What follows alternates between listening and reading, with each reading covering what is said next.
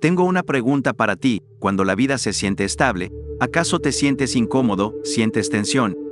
Intentas sabotearlo, tal vez rumias sobre las cosas y creas escenarios en tu cabeza. Tal vez creas peleas, chismes o generas algún tipo de tensión para volver a la comodidad de alguna manera. Quizás hagas esto en tus relaciones, tu carrera e incluso en tus pasatiempos. Cuando las cosas van bien, buscas problemas y terminas creando esos problemas. Esta es la razón principal por la que sigues viviendo en el pasado. Internalizas lo que te ha sucedido y lo aplicas al presente y al futuro, por lo que sigues reviviendo las cosas una y otra vez. En realidad, hay un fenómeno relacionado con esto, y es de lo que vamos a hablar en este video. Voy a analizar la adicción emocional, qué es, cómo te está afectando y también las consecuencias de ello. Y por supuesto, voy a ofrecer soluciones. ¿Qué es la adicción emocional? Es la necesidad de sentir constantemente emociones, ya sean positivas o negativas. Has experimentado estas emociones tanto que parece que son literalmente parte de ti y de tu personalidad. Y porque sientes que esta emoción es literalmente parte de ti, siempre quieres seguir reviviéndola.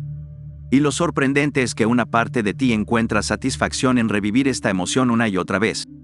Así que si te estás mirando a ti mismo y siempre te preguntas por qué tiendes a estar triste, por qué tiendes a estar enojado, por qué siempre buscas placer, por qué tiendes a tener miedo, es porque has experimentado estas emociones continuamente en tu pasado. Y cuando llega a un punto en el que ni siquiera tiene sentido experimentarlas, aún buscas crearlas. Encontré una cita sobre la adicción emocional que realmente me gusta. Es de Andrea Brunetti, y dice: la adicción emocional es un estado en el que hay una dependencia de algunas emociones, o más específicamente, de las sustancias químicas producidas por el cerebro cuando se desencadenan ciertas emociones, mejor conocidas como emociones intensas. Esta reacción química a ciertas emociones le proporciona a nuestro cerebro una recompensa similar. Cuando pensamos en el cerebro, ¿cuál es la sustancia química de recompensa? Es la dopamina. Te motivas para realizar una acción porque te brinda placer. En cuanto a nuestras emociones adictivas, podemos obtener dopamina, por ejemplo, de la emoción de desear. Si tienes muchos deseos, obtienes dopamina de eso, y el acto de desear constantemente se convierte en la adicción. Tal vez esta persona que tiene muchos deseos se convierte en una compradora compulsiva. Su adicción se convierte en comprar mucho, pero la raíz principal de eso está en una emoción, que es el deseo. El deseo dispara dopamina en su cerebro, indicándoles que sigan haciéndolo.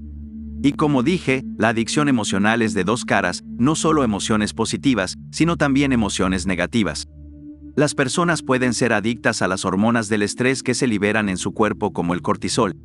Si has experimentado mucha dificultad y situaciones estresantes, cuando la vida empieza a ir bien, ¿qué te sucede? Comienzas a sentirte un poco incómodo, como diciendo: ¿cuándo vendrá la próxima situación negativa? Porque mi vida va genial ahora, esto es extraño e incómodo. Y cuando no hay un problema que surja, empiezas a crearlo. Comienzas a pelear con tu pareja porque necesitas algún tipo de familiaridad en lugar de situaciones pacíficas.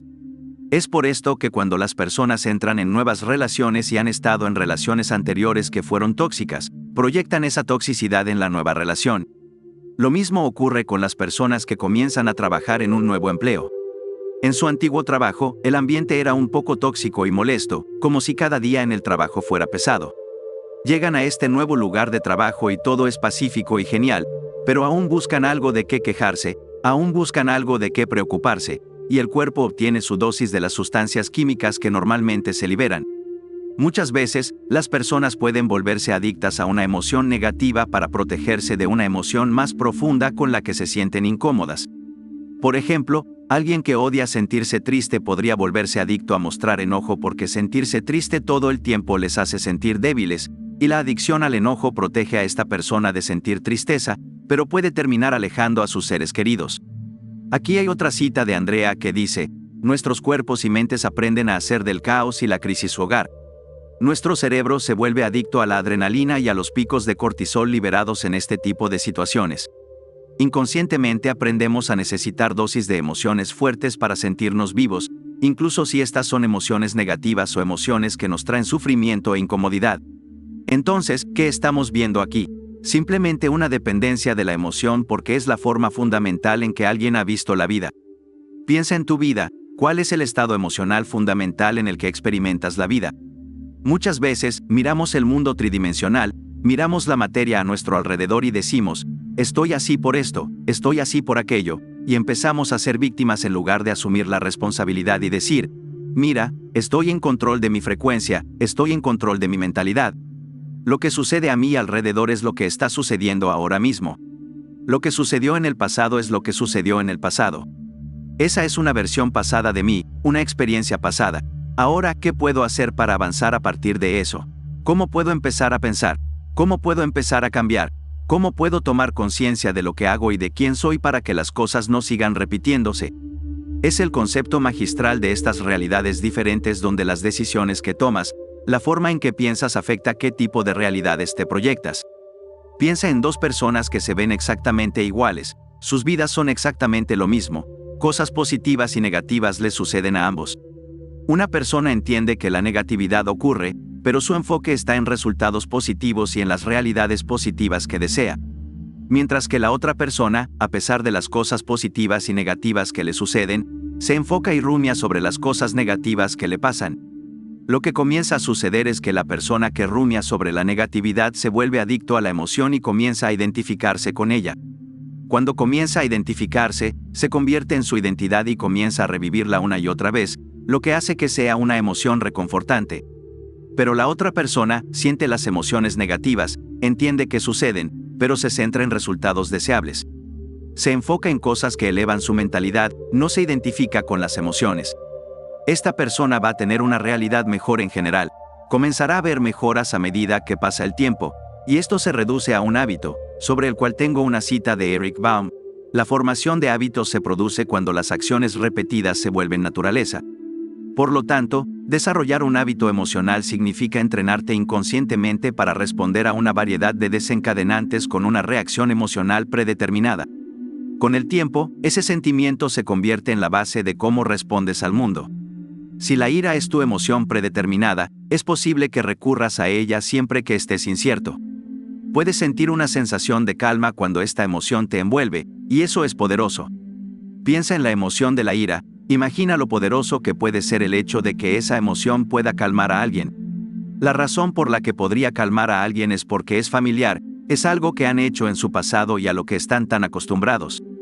Quiero que imagines este escenario, supongamos que estás viajando y que vas a Rusia.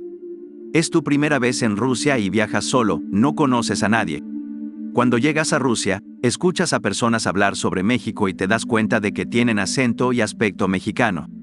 Mientras hablan, comienzan a hablar sobre una ciudad cerca de la que vives, digamos que hablan de Puebla, y resulta que vives en Puebla.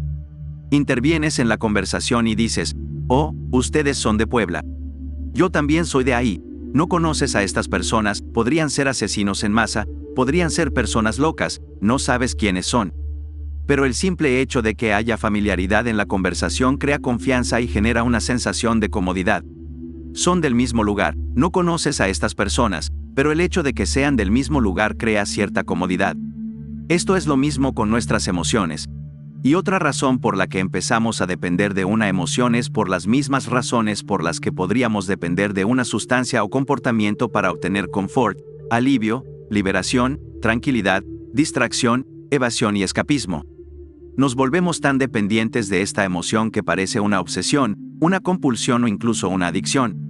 Ciertas emociones pueden convertirse en nuestra sensación predeterminada cuando no sabemos cómo sentir acerca de las cosas, cuando simplemente estamos inseguros y hay incertidumbres. Tu predeterminado podría ser el miedo, por ejemplo, y luego el miedo es a lo que te acostumbras. Digamos que entras en una nueva relación y es increíble, pero estás tan adicto al miedo que comienzas a crear pánico en la situación de la relación. Puedes temer que tu pareja te deje, puedes temer que no estén tan interesados en ti, puedes temer que a sus padres no les gustes. Todas estas cosas comienzan a pasar por tu mente porque estás tan acostumbrado al miedo.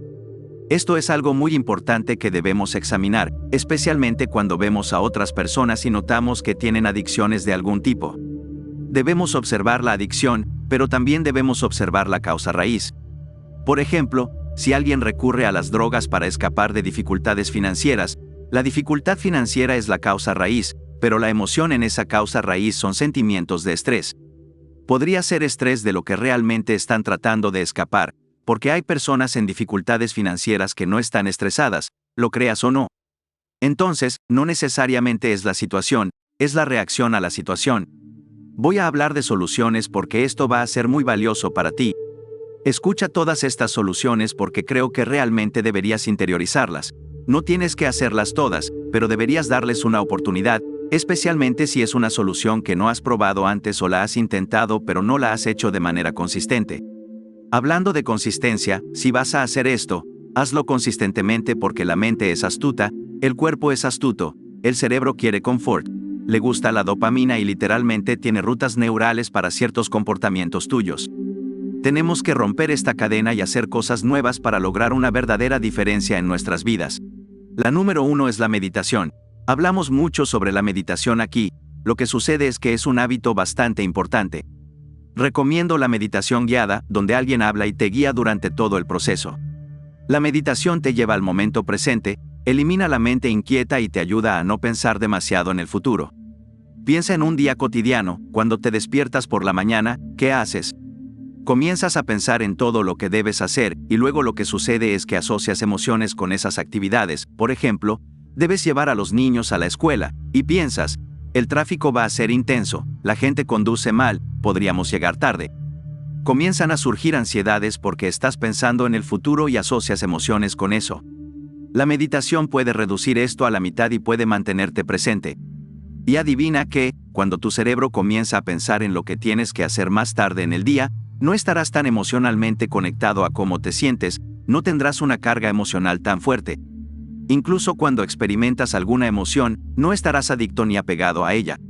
Esa es la potencia de la meditación.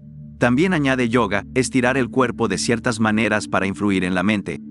Encontré una cita muy buena sobre la meditación. La respiración profunda, medida y conscientemente controlada tiene efectos dramáticos en el sistema nervioso. Muchas disciplinas, como la respiración yógica, utilizan la respiración controlada como práctica para calmar la mente e inducir la serenidad. Esto se alinea con el trabajo de la respiración. Es increíble cómo la forma en que respiramos literalmente influye en nuestro proceso de pensamiento y en cómo nuestro cuerpo reacciona. Muchos de nosotros estamos muy tensos, y la razón por la que estamos tan tensos es porque subconscientemente tenemos miedos. Subconscientemente tenemos miedo sobre qué va a venir a continuación, qué va a pasar en mi vida después. Pero cuando relajamos el cuerpo, cuando podemos estirar el cuerpo, cuando podemos hacer trabajo de respiración, podemos observar nuestras mentes. Cuando el cuerpo está relajado, el sistema nervioso está diciendo, todo va a estar bien. Y esa es la potencia de prácticas espirituales como la meditación y el yoga. Si estás cambiando el estado de la mente, lo cual afecta al cuerpo, eres menos propenso a las adicciones emocionales porque puedes experimentar más espectros de emociones sin estar adicto a ellas. Lo experimentas como un ser humano que experimenta estas emociones, pero no eres tú. Entiendes que como ser humano, tienes un espectro de emociones que vienen y van, y esto también te ayuda a apreciar cuando otros muestran diferentes emociones, porque a veces, tal vez otras personas estén un poco tristes o enojadas, y tú puedes estar muy centrado, tranquilo y presente, entendiendo de dónde vienen sin reaccionar ante eso. No tendrás esta necesidad de ser combativo con ellos, simplemente te mantienes muy centrado y presente. Ya no estás adicto al drama, lo ves como actividades de baja vibración en relación con tu frecuencia actual. Hablando del sistema nervioso, este es la red de comunicación principal de tu cuerpo. Tus nervios, como cables, llevan señales eléctricas o mensajes dentro y entre todas las partes de tu cuerpo. Es por eso que cuando empiezas a pensar en una situación estresante, tu cuerpo comienza a reaccionar de inmediato. Esa señal química se transfiere de tu cerebro a tu cuerpo y viceversa. Lo siguiente es ser protagonista y observarte desde la audiencia. Observarte desde la audiencia es un fenómeno muy interesante. La idea es que la realidad es una obra de teatro y en esta obra, tú eres el personaje principal. Pero el personaje principal no eres tú. Aquí eres el creador que te observa experimentar la realidad. En este momento, mientras quizás estemos sentados viendo este video, eres el personaje en la película en movimiento viendo el video. La audiencia, que eres tú, está observándote ver el video. Y cuando haces esto y sigues con tu vida, te observas a ti mismo haciendo ejercicio, yendo al trabajo, interactuando con los demás, experimentando ansiedades, estando triste, en pocas palabras, observándote. No te identificas tanto con las cosas y puedes alejarte de esas emociones que parecen muy adictivas. Empieza a observarte desde la audiencia, Estás en una obra y esto también hace que la vida sea más ligera. A continuación, evita los medios y las personas llenas de drama si estás buscando hacer un cambio en tu vida. No puedes estar cerca de personas que refuerzan tus viejos hábitos. Si estás acostumbrado a ver programas con muchas peleas y discusiones, si estás acostumbrado a estar rodeado de personas que pelean todo el tiempo, lo normalizas. Normalizar es ver algo sucediendo tanto que se vuelve normal, pero eso no significa que sea bueno. Así que si estás viendo mucha televisión llena de drama, si estás viendo las noticias todo el tiempo y solo muestran cosas negativas, podría ser una gran razón por la que eres propenso a ciertas ansiedades y emociones. Así que si no quieres normalizarlo, deshazte de eso. Lo siguiente es atrapar tus juicios, críticas y quejas. Te recomiendo que relajes tus expectativas. Muchos de nosotros tenemos muchas expectativas sobre nosotros mismos y sobre otras personas. Estoy a favor de tener expectativas altas, pero a veces simplemente tenemos que relajarnos con las expectativas, porque cuando esas expectativas no se cumplen, podemos enojarnos, ponernos tristes o molestarnos. Tal vez alguien haya cumplido tus expectativas durante mucho tiempo y en el momento en que no las cumplen, te molestas y te enojas, por lo que recurres a la ira o la molestia de algún tipo porque estuviste acostumbrado, tal vez en el pasado, a que la gente te decepcione porque tenías expectativas altas de ellos. Pero tienes que entender que cada persona es muy diferente y no puedes esperar que todos cumplan tus expectativas todo el tiempo. Tienes que encontrar una manera de satisfacer tus necesidades de la mejor forma. A continuación, elimina actividades con niveles elevados de dopamina, ya sea en redes sociales, pornografía o alimentos chatarra con mucha azúcar. Cuando tienes mucha dopamina, comienzas a desear ese placer, esa emoción que deseas seguir experimentando una y otra vez. Lo que sucede es que desarrollas ese hábito, ves el deseo y el placer todo el tiempo y ni siquiera puedes hacer nada más en tu vida porque no inspiras suficiente deseo o placer en tu cerebro. En el pasado, si buscabas continuamente dopamina y placer, tu cerebro encontraba una manera de obtenerlo. Así que debes ser muy consciente de cómo buscas actividades con alta dopamina relacionadas con las emociones de deseo y placer. Lo siguiente es examinar de qué estás escapando y por qué. Mira más profundamente tus miedos, como cosas que te dan miedo, cosas que has temido en el pasado, tus fobias, y profundiza mucho en eso, porque puede ser muy poderoso para decirte mucho sobre ti mismo y sobre cómo actúas. Por ejemplo, en el pasado, tal vez tenías miedo al abandono, y debido a ese miedo, intentas asegurarte de que las personas te den la mayor atención posible, tanto amor como sea posible, porque tienes ese miedo subyacente. La parte de ti no puede dejar ir ese miedo porque ha estado contigo durante mucho tiempo y te identificas con ese temor. Y finalmente, evita cavilar. Cavilar es simplemente rumiar sobre las cosas, decirte cosas como, no puedo creer que hicieras esto, no puedo creer que lo hayan hecho. Cuando constantemente te quejas, no avanzas. Encontré una cita interesante sobre cavilar. Cuando cavilas sobre algo angustioso, rara vez obtienes perspicacia sobre eso, simplemente terminas repitiendo situaciones molestas en tu cabeza. Deja de repetir escenarios en tu cabeza que escapan de tu control. Para terminar, aquí hay una frase sobre las emociones, de la mano de William James. Si estás lo suficientemente preocupado por un resultado, posiblemente harás algo para solucionarlo.